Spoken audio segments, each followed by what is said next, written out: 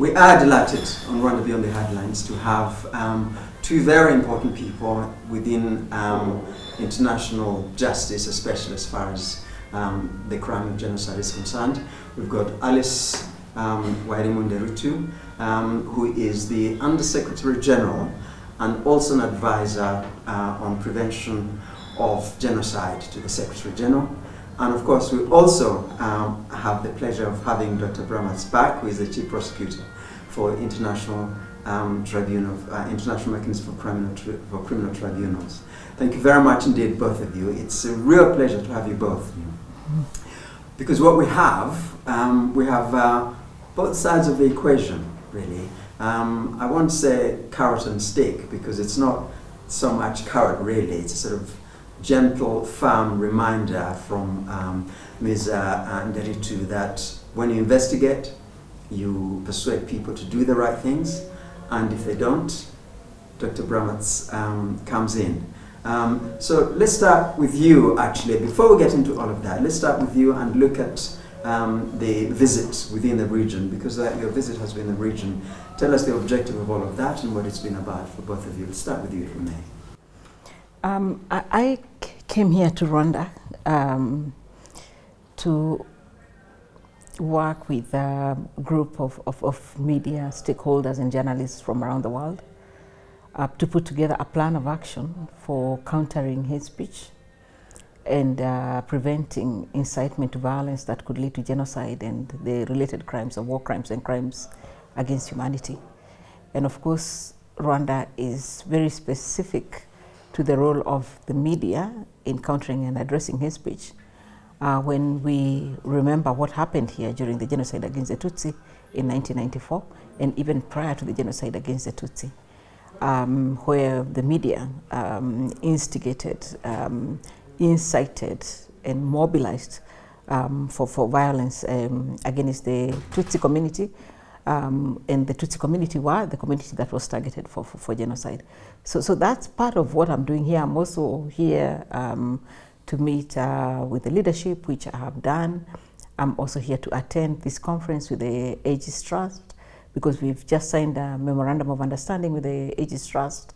We'll be working together with them to further the work that they're doing.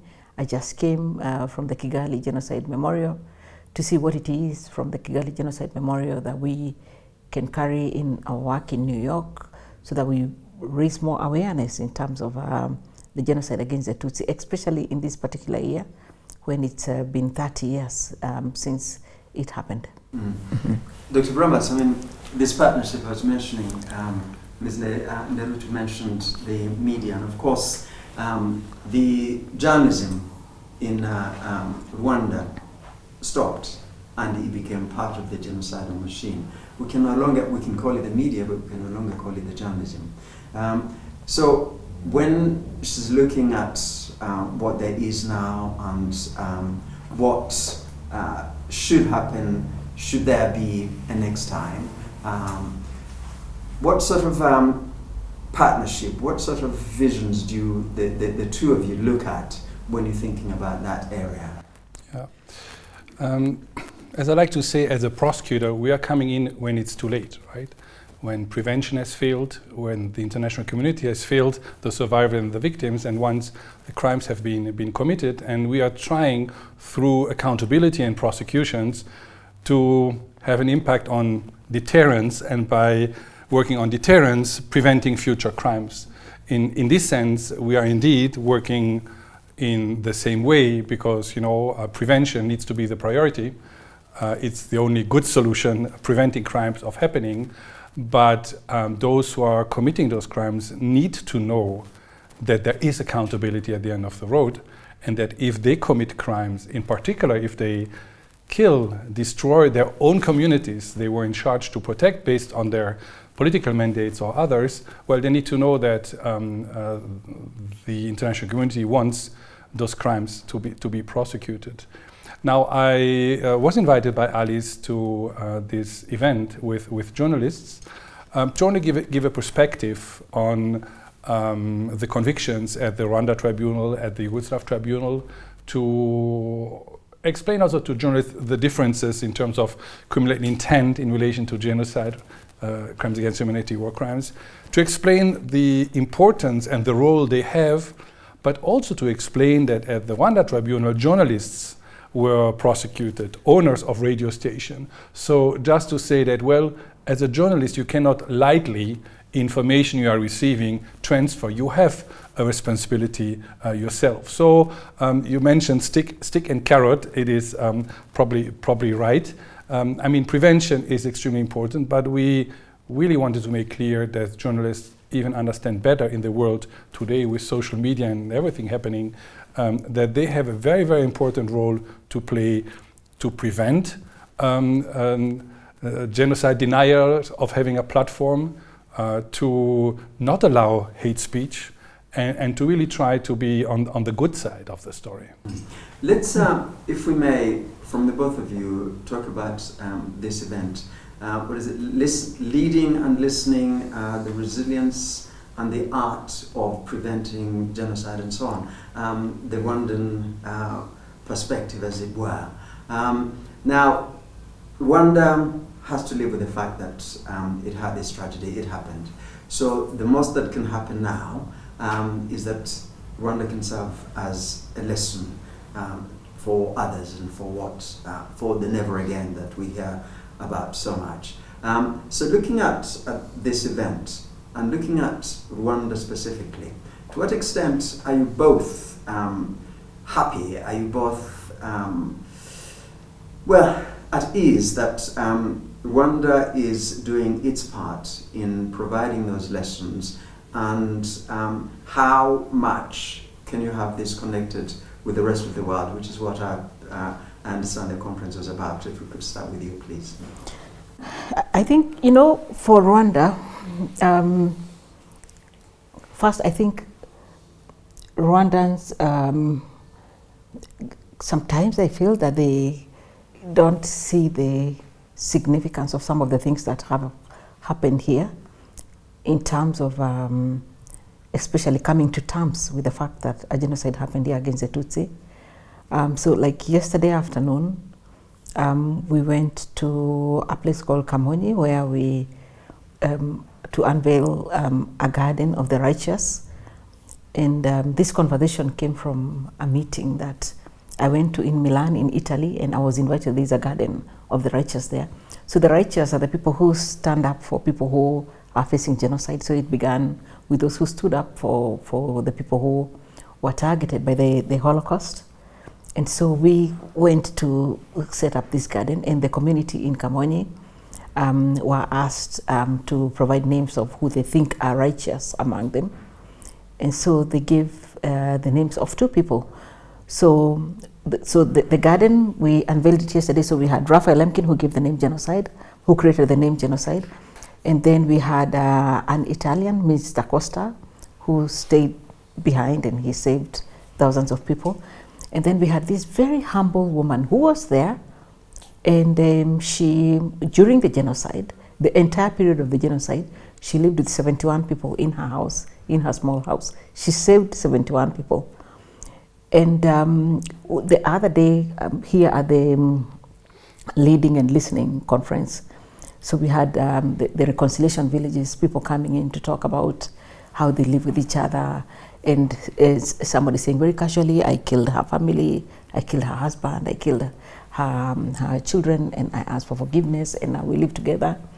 And when we look at the context we deal with, and like Bosnia-Herzegovina, like being one of them, where the Srebrenica genocide happened, we find it very difficult to even imagine that such a scenario can happen anywhere else. So there's so much to be taught here in Rwanda. And I would say for this particular conference, one of the most useful things was bringing those voices to the public, bringing those voices to all the people who had attended the conference. And now the capacity for this conference to be live streamed and be watched by many people around the world was there. And everybody getting so amazed that Rwanda can do this. So there is Rwanda before the genocide, there is Rwanda during the genocide, and there is Rwanda after the genocide. All three parts of this particular timeline feed into each other to provide a Rwanda that even Rwandans themselves may not understand how significant and meaningful it is to some of us. Dr. Brammertz, the scenario that Ms. Nderitu describes, you of course have lived this for a number of years now. The people that, as she says, casually describe their relationship now and the crimes that they committed yesterday. And it is, I think, as you mentioned the last time we had the opportunity to talk to you, for the survivors and their loved ones, it's only yesterday. I mean, this thing, they live with this every single day. So when you look at that, investigation, I'm just wondering whether a leap of imagination, and one obviously hopes that there's not going to be a future of this sort of thing. But, you know, you've seen human nature and you keep working at this. I wonder, when you see that sort of thing, when you see the investigation going on, does something in your head say, one would do this, one would do that, or one would do the other? How does it, watching it, how does it compute in your head? Well, that's a very complex question with many, many different aspects. You know, I watched the last 4 days this conference, which is much more about forgiveness and about memory and about learning, and much less about accountability and prosecution. So my field is obviously a very restricted one. I'm looking for the remaining fugitives. I want those individuals to be prosecuted, and I know what it means for survivors when we are successful in having individuals arrested. And the people we are looking for in the former Yugoslavia or in Rwanda, the Kaishimas, the Kabugas, the Karadzic or Mladic of this world, I don't think those are the individuals where we are speaking about when we speak about forgiveness. Here we speak about a neighbor who was a normal person living peacefully with a neighbor and who became a murderer, a killer, because of manipulation by the leadership, manipulating so far that someone who was a teacher with his wife and children would become a serial killer. And in this context, I think forgiveness is extremely important, and it is very much obvious that if I look at the former Yugoslavia, where hate speech today, glorification of war criminal, is worse than ever, and you compare it with the situation in Rwanda, where I think we all agree that it's much more a success story. It's still extremely difficult. It's not, I think it will still need investment from everyone for generations to come. But I really think that if we look at the way the International Tribunal has worked together with the domestic jurisdictions and the Gacaca courts, that in fact one of the lessons learned is that if you really want to have impact on a society, one approach in terms of accountability alone is not working. You need to combine the international approach as long as necessary, a domestic approach the moment it's possible, and if you have millions of perpetrators, you need to rely on more traditional forms of justice, as it happened with the Gacaca courts. And that's why I think, because the impunity gap remained relatively small, that I think it was much more successful in terms of reconciliation than in other parts of the world.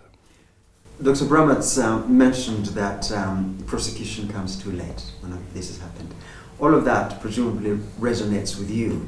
But looking at it from the build-up to where it's necessary to have him come in, how do you then look at, say, what is happened in Rwanda and how it can be shared across the world, and for there to be even the smallest bit that adds to making this never again a reality? We analyze situations on the basis of whether risk factors for genocide in that particular space.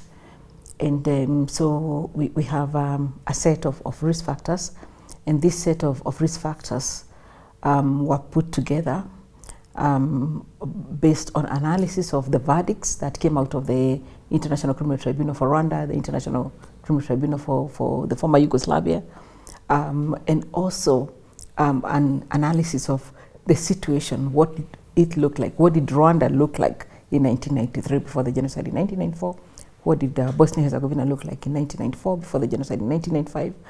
And you find that for this crime, a crime that's defined as intent to destroy in whole or in part an ethnic, racial, religious, national group as such, that the thinking of people who want to destroy a certain group is fairly similar, whether you're in Bosnia-Herzegovina or whether you're in Rwanda. The communities, the perpetrators didn't have to meet. Their methods in terms of destroying this group in whole or in part are quite similar. So you find the dehumanization, you find the presence of ethnic militias, you find the hate speech. It's all part of what shapes all the thinking. So looking at it from that perspective, then what we do, we point out, we say, we see the following risk factors, and we see the following, and we advise they can be mitigated in the following way. And so we speak to the state itself or to the regional bodies, and we direct our requests and at some point demands to the states or the regional bodies, whoever is in authority, to do something about this. So if that doesn't work, and if we have a situation where all the risk factors are present and that there is no reaction in terms of helping those people, then what then happens is that then they begin to be killed. And if they then are killed or violations of human rights happen, then most people don't understand how few choices we have when the actual violence begins to happen. Because then the power is in the hands of the people with the guns. It's no longer with the African Union or with the East African community or with whoever else can intervene. It's in the hands of these people. So we try as hard as possible not to get into that space. So in many instances, we get to that space. And then at that point, then we are looking at the prosecutor to come in and prosecute the perpetrators, so that then it all fits into each other. Like we always say that we draw the legal framework for genocide from the Convention for the Prevention and Punishment of the Crime of Genocide. And so it's a convention that speaks to prevention and speaks to punishment as well, accountability. So the two of us find ways in which our work converges more often than not. You make the point that you try not to get into the situation where the power goes into the hands of the killers, essentially. Yes. Now, of course, the crime of genocide, you correct me, both of you, where I'm wrong here. The crime of genocide is really a state crime. It isn't mass murder of individuals and so on, it's a state crime. So the difficulty then becomes, if, as in the case of Rwanda, the we, who are the rest of us, the rest of the world, isn't interested in preventing the arrival or the proximity to that stage where the power is in the hands of the killers, there's very little that can be done, isn't there? So 30 years now since the 1994 genocide against the Tutsi, has that shifted a bit, the mindsets around the world from your point of view? Yes, there's been quite a shift because, you know, the approach, and he'll talk about it as a prosecutor, the approach has always been that for a genocide to happen, a state has to be involved, because a genocide is a very major undertaking.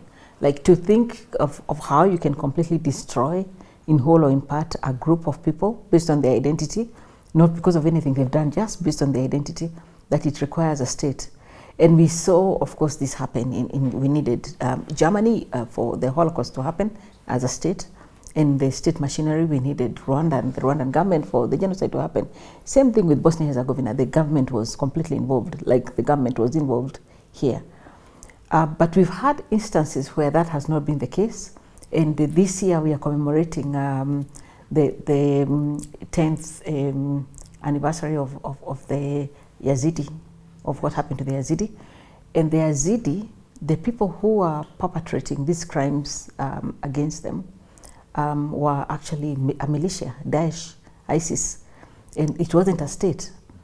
And we have this is a group in Iraq. In Iraq, yes, in Iraq. And so there's a court that in Frankfurt in Germany that actually convicted somebody, one person, on appeal. He was convicted for the crime of genocide. And his crime was buying one Yazidi woman who had a child, who he starved to death. And the prosecution argued the only reason he was able to buy this particular woman as his slave was because her entire community was targeted for extinction. So the fact that she comes from a community that's targeted for extinction, it doesn't matter whether one person died or like 6 million died, that a genocide can be perpetrated by an individual. So there's been very significant progress in that field, but still the states, where states are culpable, and there are many places where states are culpable, then the potential in terms of wiping out very large groups of people on the basis of their identity is very, very high. Yeah, so we focus on states quite a bit. When I issue statements, like I would hardly issue a statement against a militia group, for example. I go for the state, and I demand that the state must take care of the people who are living in its territory. Mm-hmm. Dr. Brammertz, taking from that, really, without being too undiplomatic about it, your work sometimes was slowed down by the lack of cooperation from various states. So, taking from that, over the years, have you seen that kind of change where you can say to yourself that were something similar to begin to happen elsewhere, the world's nations, the world states, would actually come together and say, well, we will not allow the power to get into the hands of these people who are the killers? Unfortunately, it very much depends on about which conflict are we speaking, and which country has interests in ending or keeping the conflict ongoing. Geopolitics is extremely important, and of course, as you know, I can only speak about the former Yugoslavia and the Rwanda context. And we are now 30 years later. We have the commemoration here in Kigali this year. Next year, it will be in Srebrenica. And what I'm always saying is that, as lawyers, we learn at the university that justice delayed is justice denied. But when we speak about international criminal justice, it's very different. Someone who is very powerful today, well, perhaps he's not powerful anymore tomorrow, and then you have to wait for your opportunity to have investigations taking place. And it's true. For many years, my predecessors and myself, we had difficulties in getting the cooperation from countries where government officials were part of the perpetrators, or where government officials allegedly were protecting perpetrators from prosecution. Despite the fact that under the statute of our tribunal and the resolution which created both ad hoc tribunal, all countries have the obligation to cooperate with us. Now, it has been very difficult in the past. It's still not perfect today. When I meet with the Prosecutor General here, as I did again this week, well, there are more than 1,000 fugitives still out there. A large part, majority in different African countries, but also several hundred in European countries, in the US, in Canada, in Australia. And we are supporting the Prosecutor General's office here to make sure that those individuals are found, arrested, and then a decision needs to take place if the country prefers engaging prosecutions themselves, or if they, as Kigali is requesting, extraditing them to Kigali. So the work is still there, and I would say in terms of quality of cooperation, there are a number of ups and downs. Now, I do understand that politically, you're both diplomats, really. We should point that out. So, without dragging you too much into the politics of it, we're talking about prevention of genocide. And you recently visited the Democratic Republic of Congo. In your words, there are clear signs of genocide being prepared. And of course, we do see people being murdered, and all manner of rather horrific scenes, people filming themselves doing all of this. Can you tell us, from your point of view, what it looks like there, but also at the same time, please, talk to us about when you go and give your reports. By this stage, one would have thought that one would have had something from the UN Security Council about a firm statement about what is going on up there and holding the state to account. This seems to be missing. You know, I went to the DRC, and before I went to the DRC, I had a team from the office that went there and spent considerable time, a lot of time, in the Kivus especially. They traveled up and down Lake Kivu on boats, and they really, really were there establishing the facts. And we also have all this, the record in the UN library in New York of the history of the people who are sometimes referred to as the Banyamulenge, and also the Congolese Tutsi, of their history, and their history of marginalization, their history of successive governments using them, especially during elections, as the scapegoat that the Congolese should be afraid of, and that the Congolese government will protect them from these people. And it's all the propaganda that we are all so well aware of, that is usually mobilized against an ethnic community. And so I also went to DRC, but also while I've been here, I went to Nkamira refugee camp, and I met Congolese Tutsi refugees, and I had conversations with them, and I asked them very specific questions, because my questions usually intended to determine whether the patterns, whether they are targeted for their identity and for nothing else, and it became very, very clear that they are indeed targeted because they are Congolese Tutsi. So they have, of course, issued statements, and I'm intent to get to another level. I haven't briefed the Security Council on the Democratic Republic of Congo or the Congolese Tutsi. I haven't done that yet. I've briefed most recently on Sudan, but I want to now go and brief on what's going on in the DRC, because an office like the one that I sit in, that was established and in which the Secretary General, in writing to the Security Council, said we need to establish an office that provides early warning so that a genocide like that happened against the Tutsi, or like a genocide like that happened against the Bosniak Muslims in Srebrenica doesn't happen again. I mean, I cannot then keep quiet about this kind of thing, so I have to speak out these things. So I think also there is a general need for a lot of education for a lot of people who read these newspaper stories or these single narrative stories and take them in as the truth, that we need to do lots of amounts of information, of engagement and civic education in terms of people understanding what really has been happening on the ground and its past and the timeline of what's been going on. And so I find it very useful that if you visit, for example, if you look at the files that the UN itself has from the beginning of the UN, in terms of what the situation was for these people in the DRC, and these are people who the colonial borders found in the DRC, and what has been happening to them, and how they have been, otherwise, like told that they don't belong.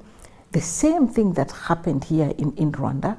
And so for me, I was very, very struck when I went to the refugee camp to imagine that this could happen again, like in our lifetime, because it's been very, very clear. We've been pointing it out. I've issued so many statements now. I think in 2 years, I've been speaking consistently and saying we need to pay attention to what's happening to the Banyamulenge, and we also need to pay attention to this narrative that focuses on M23 as the problem in the Kivus.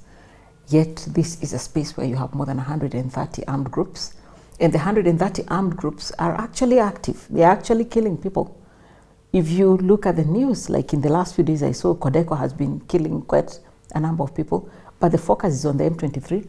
And I think of greater concern for me is how M23, the average Congolese Tutsi child or small girl like the ones I met who've been raped and who've really suffered, how the distinction is not made even in the media between that Congolese Tutsi and somebody who is, like, for example, in the armed group of M23, that they are all put in one box, that they are all M23. It doesn't matter whether you're a child or you're a very old person, whoever you are. It doesn't matter whether you're a civilian or whether you're fighting or not. And it's an issue of great concern for me because, as I said, I came to this office knowing very, very well that there are specific communities who've undergone genocide and that I have a duty to always speak out for. So it's absolutely important for me that I keep speaking about this. As I said, Dr. Brammertz, there's a limited amount that you can say about that, but it's coming towards you. We started off by saying that Ms. Nderitu's office and whoever else might be standing in her position or her will do all the investigation, will try to make sure to say to the states, please do the right thing. And if they don't, it's coming towards you. The Democratic Republic of Congo seems to be coming steadily towards you. Is this something you've looked at? And is it something that you've looked at and thought it would be helpful if the Security Council were doing this, that, or the other? I mean, we have, of course, very different mandates, right? My colleague has a more global mandate in relation to all potential conflicts in the world. And myself, I have a very limited mandate dealing with the residual functions of the ad hoc tribunals. You know, when I spoke about more than 1,000 remaining fugitives, well, several hundred of them are allegedly in the DRC today. So while I cannot comment on the political situation there, it is obvious that you know, problems which have not been addressed 30 years ago when the genocide took place are still having repercussions today. So I would only say that in general terms, as international prosecutors and as someone who believes in the UN and in our global mandate, I think it's extremely important that this situation is taken seriously and that all measures are taken to first protect civilians from those massive crimes which are committed, and to make sure that those responsible are accountable. But as I said, there's no mandate for my tribunal to do so. I'm sure that my colleague will report about it, and then it's up to Security Council to decide if measures needs to be taken. Last question to both of you. We could go on for much, much longer, but unfortunately you're very busy and time won't allow us to. The development of societies is supposed to get more advanced with time. I mean, historians and philosophers, and Ms. Nderitutu, you've got a background in philosophy, you might disagree. They don't see why the more years one advances necessarily means greater civilization, but it is supposed to. We understand that people are supposed to understand more and be more advanced. We're now in the 21st century, and as we mentioned, it's 30 years since the most recent genocide, the genocide against the Tutsi. And yet both of you are incredibly busy. So it is up to you now to say whether or not we end on a positive note or a rather depressing note, because it seems to me that humanity is not getting any better as the years go on. You shouldn't be that busy. Your work should be less and less and less, but it isn't. Let's start with you, if I may. I would like to end on a positive note, but unfortunately I cannot, because it's a fact that we do have quite a number of situations globally, and as Serge said, I have a global mandate in which we see risk factors for these crimes we call them atrocity crimes, genocide, war crimes, and crimes against humanity. And we've just mentioned the situation in DRC, specifically in the Kivus. And in Sudan as well, I've spoken quite extensively about Sudan and quite a number of other contexts in the world. So I would like to end positively, but I cannot, because we are still in a space where so much more needs to be done. In recognizing the capacity that human beings have for evil, the capacity that human beings have to be led in a direction in which they will later regret, the capacity that human beings have to direct their intellect towards, for example, like making better and better weapons instead of working on prevention. If you look at the budgets that are assigned to prevention, they're very minimal as compared to the billions that are usually put into defense and into creating this kind of weapons. So I do feel that the human being, needs to constantly keep growing in this field of prevention, so that we don't get to Serge, to prosecution, and that we need to keep building, this critical mass of people who think the same way in terms of prevention. And so maybe there should be some positivity that we are actually in a conference that's trying to take the world towards that direction. But we need to keep expanding that space so that we get many, many, many more people understanding that prevention is useful for all of us. And what war does, I don't think people quite grasp what war does, how damaged societies get. And if you look at, for example, societies like Rwanda, where a genocide happened, if you look at the impact 30 years later, it's still so fresh. It feels like it happened yesterday. And so trying to end on a good note, but really not finding the words to say that we are not quite there yet, because we are very, very, very far from where we should be. More should be done. We find member states leadership so complacent, leadership so willing to sacrifice their own citizens for political ends. We find ethnic mobilization being so core towards mobilizing people against each other. Very deep fault lines, economic fault lines, very deep geopolitics, pitting states against each other, and so few good people willing to work on prevention and work consistently on prevention. So we'll keep building that base, but as you say, most unfortunately, we are still in business. So unfortunate. You see it at the West End. So in the last conversations we've had, you've always remained stubbornly optimistic in spite of everything that you've seen. So how do you feel about all this? The world is not doing well, right? There are more conflicts ongoing today than I think ever before.